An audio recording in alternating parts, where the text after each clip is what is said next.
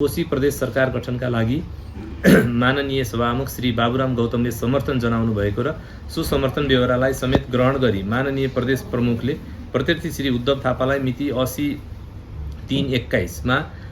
कोशी प्रदेशको मुख्यमन्त्री पदमा नियुक्त गर्नुभएको तथ्यमा विवाद देखिँदैन। प्रदेश सभाका सभामुखको पद राजनीतिक रूपमा तटस्थ र निष्पक्ष रहनुपर्ने, निजले कुनै पनि प्रकारको राजनीतिक पक्षधरता कायम गर्न नहुने पदको रूपमा रहेको देखिन्छ। प्रदेश सभाको तथा सभामुखको निर्वाचनका सन्दर्भमा निजको कुनै राजनैतिक दलसँग आबद्धता रहेको भए पनि सभामुखको पदमा निर्वाचित भइसकेपछि निजको दलीय आबद्धता कायम नरही निजको हैसियत स्वतन्त्र र तटस्थ अवस्थाको रहनुपर्दछ। प्रदेश सभाका सबै राजनैतिक दलहरू र सदस्यहरूप्रति सभामुखले समदूरी र समान व्यवहार कायम राख्नुपर्ने हुन्छ। सभामुखले प्रदेश सभामा रेफ्री वा अम्पायर प्रकृतिको भूमिका निर्वाह गर्नुपर्दछ। सभामुख वा सभाध्यक्षलाई निष्पक्ष र तटस्थ राख्ने अभिप्रायले नै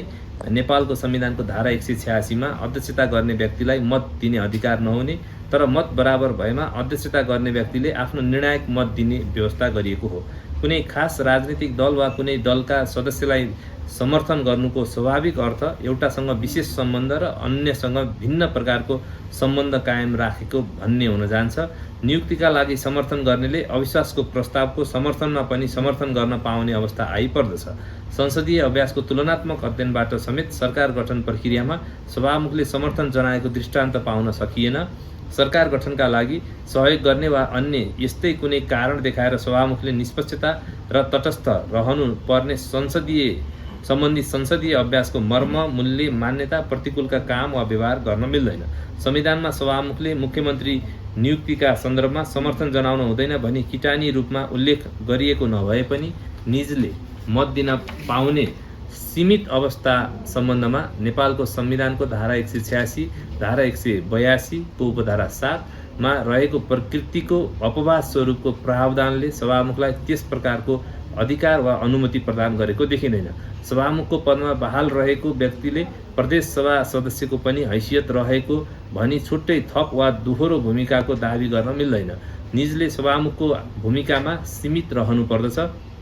प्रत्यर्थी सभामुख श्री बाबुराम गौतमले श्री उद्धव थापालाई मुख्यमन्त्री पदमा नियुक्तिका लागि प्रदेश प्रमुख समक्ष बहुमत सदस्य रहेको देखाउने प्रयोजनका लागि पेश गरिएको प्रस्ताव दावी पत्रमा हस्ताक्षर गरी जनाएको समर्थन संवैधानिक विधिशास्त्र, संवैधानिक नैतिकता, संसदीय अभ्यास र नेपालको संविधानमा रहेका प्रावधान समेतका दृष्टिले उचित, वैध र स्वीकार्य देखिएन। त्यस प्रकारको त्रुटिपूर्ण प्रस्ताव दावी पत्रलाई स्वीकार गरी प्रदेश प्रमुखबाट मिति 2080/3/21 मा गरिएको नियुक्ति समेत नेपालको संविधानको धारा 168 को उपधारा 2 समेतका कानून र संवैधानिक विधिशास्त्र अनुकूल देखिएन। नेपालको संविधानको धारा 168 को उपधारा 2 बमोजिम रिट निवेदक हिक्मत कुमार कार्कीको नेतृत्वमा 2079 पौषमा सरकार गठन भई उसै बखत धारा 168 को उपधारा 4 बमोजिमको विश्वासको मत प्राप्त गरेको र सरकार सञ्चालन भई आएको कुरामा विवाद देखिएन। केही महिना सरकार सञ्चालन भएपछि विकसित घटनाक्रमको सन्दर्भमा निजले संविधानको धारा 188 को 2 र 3 बमोजिम विश्वासको मत प्राप्त गर्नुपर्ने अवस्था आए अनुसार प्रदेश सभामा परीक्षण हुँदा निजले विश्वासको मत प्राप्त गर्न नसकेको भन्ने देखिएको छ।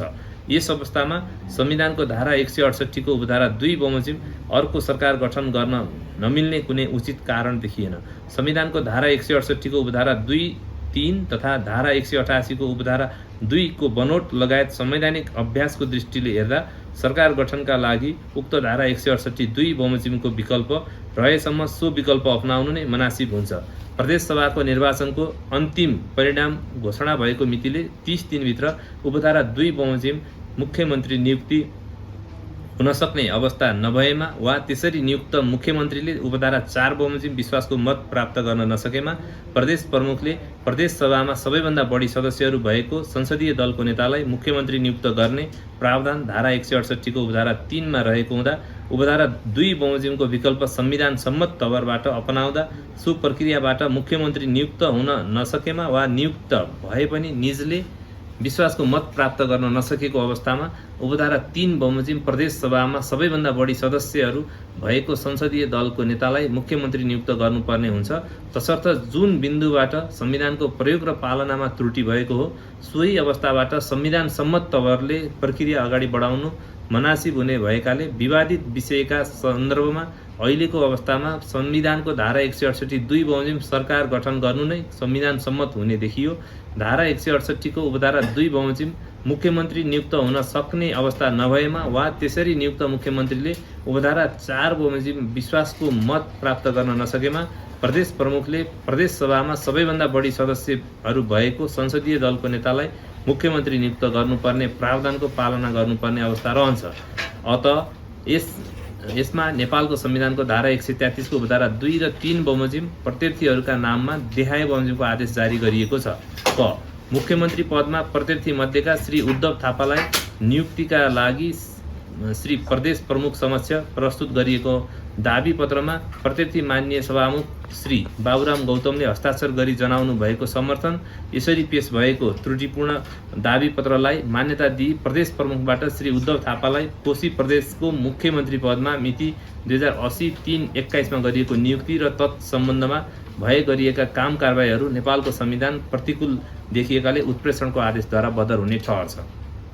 नेपालको संविधानको धारा 168 को उपधारा 2 बमोजिम अर्को सरकार गठन गर्ने विकल्प रहेसम्म सो विकल्प अपनाउनु वाञ्छनीय देखिएको उक्त धारा 168 को उपधारा 2 बमोजिम सरकार गठन गर्न मिल्ने नै अवस्था रहेको र जुन बिन्दुबाट संविधानको प्रयोग र पालनामा त्रुटि भएको हो सोही अवस्थाबाट संविधान सम्मत तवरले प्रक्रिया अगाडि बढाउनु मनासिब हुने देखिएको हुँदा आजका मितिले 7 दिनभित्र अर्थात् 2080-4-17 गतेभित्र नेपालको संविधानको धारा 168 को उपधारा 2 बमोजिम प्रदेश सभाको बहुमत प्राप्त गर्न सक्ने प्रदेश सभाको सदस्यलाई मुख्यमन्त्री पदमा नियुक्त गर्नु भनी प्रत्यार्थी कोशी प्रदेशका प्रदेश प्रमुख समेतको नाममा परमादेशको आदेश जारी हुने ठहर्छ। उपरोक्त प्रकरण ख बमोजिम मुख्यमन्त्री नियुक्त हुन सक्ने अवस्था नभएमा वा त्यसरी नियुक्त मुख्यमन्त्रीले नेपालको संविधानको धारा 168 को उपधारा 4 बमोजिम विश्वासको मत प्राप्त गर्न नसकेमा धारा 168 को उपधारा 3 बमोजिम मुख्यमन्त्री नियुक्त हुने नै भएकाले रिट निवेदनको माग बमोजिम अहिले नै रिट निवेदकलाई सरकारको नेतृत्व गर्ने अवसर दिलाउनु भनी रिट आदेश जारी गरिरहन परेन।